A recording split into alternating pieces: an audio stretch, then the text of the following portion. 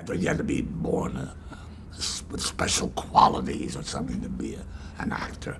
Not me, the guy around the corner. The first job I got was on a series of Front Page. It was an adaptation of the play. And they had all these guys, and I played the photographer. When I didn't have any lines, I got $10. There was no union at all. If I had lines, sometimes I get $25. But I was working on that fairly steadily. We were overqualified for television, but I don't think anybody put it down. My complaint, and it was Bob Mulligan, one of the best directors I've ever worked with, who said, you have 7 days, but in those 7 days, don't look to make it as Broadway, which is 30 days. Make it the best that you can. Create a gem, a 7-day gem. As a result, it became a very important way to work, and I began to respect the medium, and of course worked with some of the best people. And the most difficult things were running across stage, changing while you were running, and as you get there, you're supposed to be very calm. When your heart is pounding and you're looking, you say yes. So you're indicating calmness. So it's a bad kind of acting because you're indicating you're out of breath from running across the studio. I did 3-hour shows live in less than 3 weeks. They gave you conflicts. They gave you $250 to do the show, so they would allow you conflicts. You'll keep it till 2 o'clock on Tuesday until 1 o'clock on Wednesday. Then they would say, okay, we'll take you 2 o'clock, and you would work it out. And I never had an agent, never got a job through an agent. All people calling me, doing craft, doing Studio Ones, and all that. And that's the way we all did it. It was a wonderful show. It was really a wonderful show with a lot of class and tried to do things that had something to say. They just got the best directors and the best thing. They were classy. There were shows that were classy. Scared to death. Scared to death. I get in front of a camera. I would say, when I did 12 Angry Men, I have a scene where I talk about the dagger. I was quivering so much. You say, the camera doesn't lie. It's a lie. It's not true. If it showed how well I really felt, you'd have seen panic. But it wasn't. And Fonda was looking at me like, what's the matter with you? Because on stage I was so free, but in front of that camera, even today, it was a terrible time. They took all the good stuff and they made it into junk. And a lot of those shows, they were exciting because they were live, were nothing there because they were on film, and they were only cast to make bucks. To be able to send them over to Europe, had place outlets for them. It was all money. All money. It was for expediency, never for the art. I had the distinction, Burgess Meredith and I, of doing the most. We did 4 each. No one did more than we did. Rod called me personally and he said, I just wrote a nice half-hour script I'd like you to do. Well, anything Rod said, I said, what's it about? He said, well, it's a trumpet player. I said, okay. So I then worked with a trumpet player in the orchestra, Gypsy, who taught me how to finger and did all the thing. Gave me an old battered, I bought an old battered trumpet. And it was a wonderful experience. Of course, working with Rod was always a wonderful experience. And there used to be a place we all hung out. I forget the name of it. And that night, Stu Rosenberg, the director, and Peter Falk, his very good friend, they had done a movie together, were there. So Peter came over and said, Stu's going to offer you a part. He said, you can win an Emmy with it. I said, for what? He said, Defender. I don't do the Defender. For that kind of money, the hell with them. I don't want to perpetuate that, cutting down the salaries.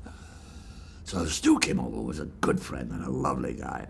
And he said, I don't want to do it. He said, read it. I don't care. I don't want to. He said, read it. So he gave me the copy right there. And I read it on the way home. And I was with my wife then, Brett. And she read it too. She said it was a good script. So finally he called me. He said, I'll tell you what. We'll give your wife the part of your wife in the show. And that way you'll get double the money.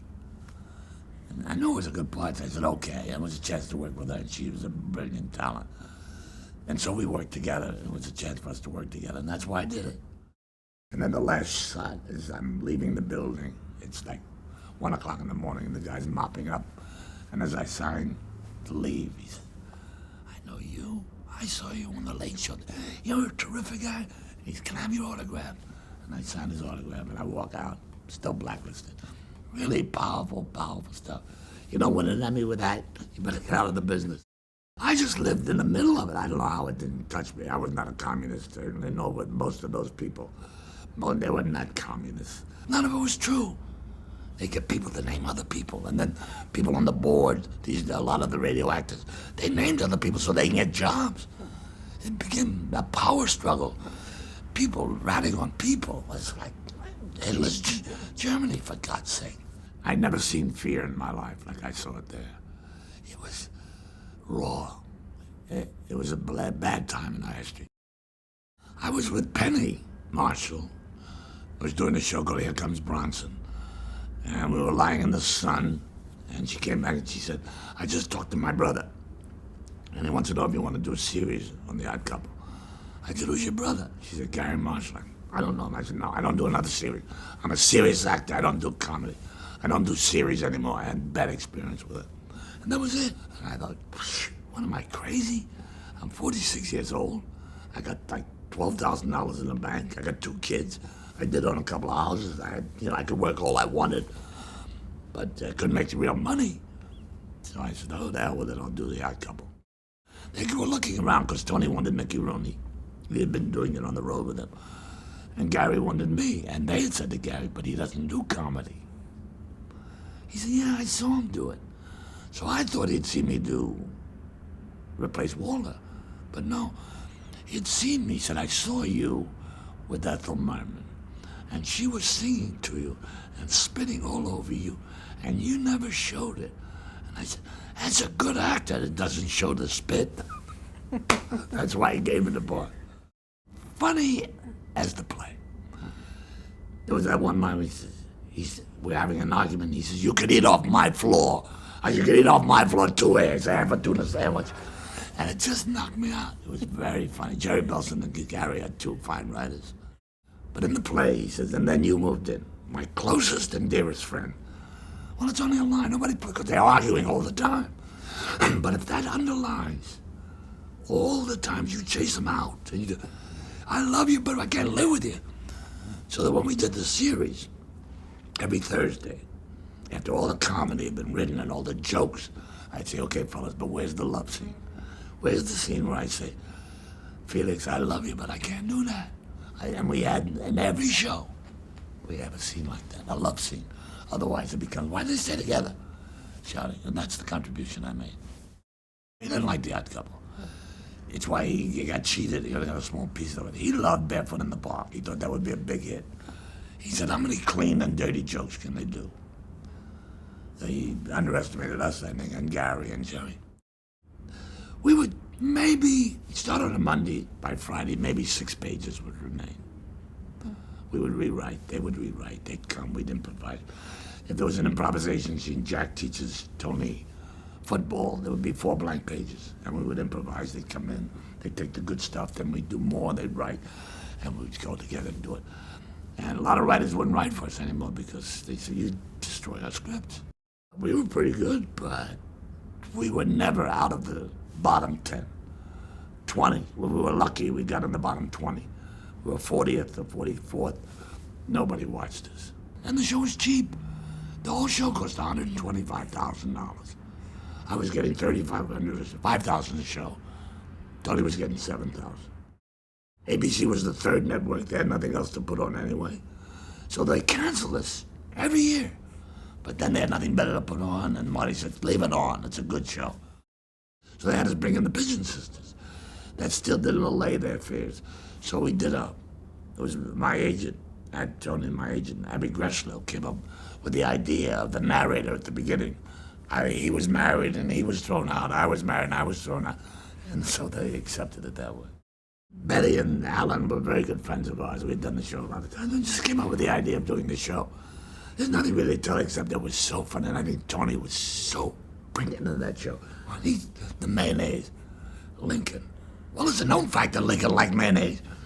Everything happened so well, and then he ad-libbed the line as he was being taken off. Boy, what a chip.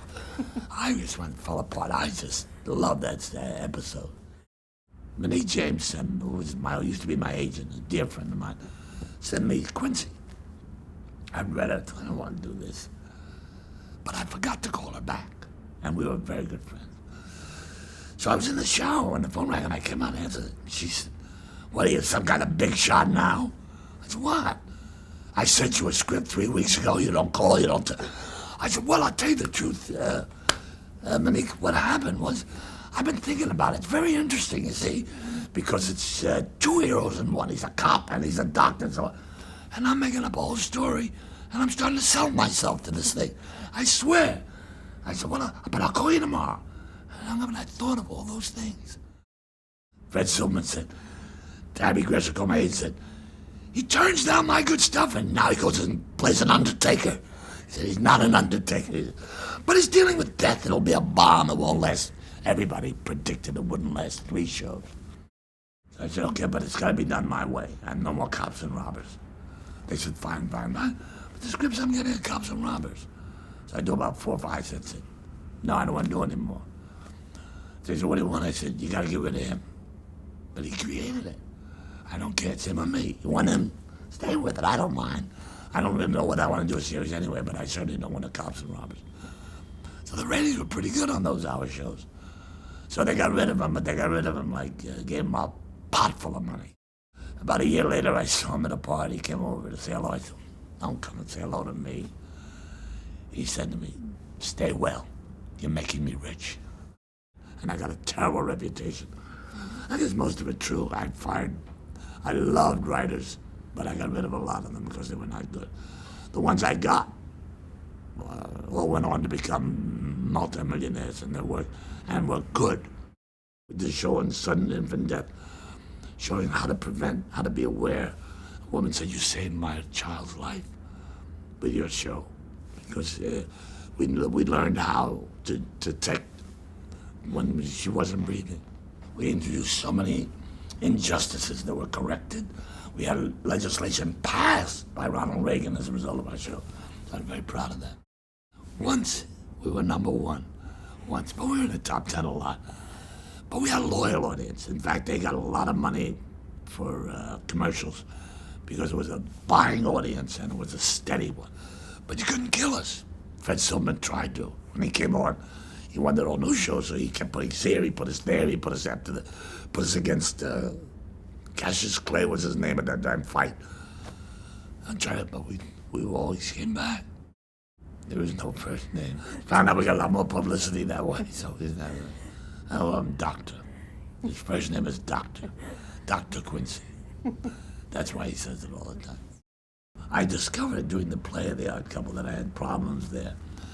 And I gave up smoking, and it reversed itself, and the doctor said, you have virginal cords. I'm wrong, and I went back to smoking again, and it flared up, and that's how I got the cancer. The right cord is missing, just a stump, a piece of scar tissue. Max Sohm was the doctor, and Ubilla said, we think we can give you a voice. You won't even notice it. Well, it was worse than they thought, and when I came out, I had no voice at all. I was talking, I couldn't talk, above a whisper. No sound at all, not as ugly as it, no sound. And it was that way for years.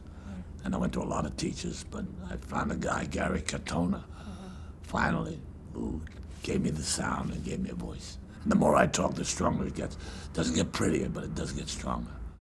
I haven't really worked that much, because I know what happens with casting people. Gee, get Jack for that. He'd be like, well, how is he? What do you mean he's all right? He just did the play. Yeah, but how's his voice? I hear him. I don't know what to take the chance, and which is fine because I've turned down a lot of stuff too. I just want to do theater. The highlight in terms of success was Gypsy, was in Rod Serling's. For satisfaction, I'm not Rappaport. It was the joy to do every night, sick as I was. Just love that play. I'm alive when I work. I'm dead when I don't. And after I work a while, okay, let's get out. I want to leave my life open for something else to come.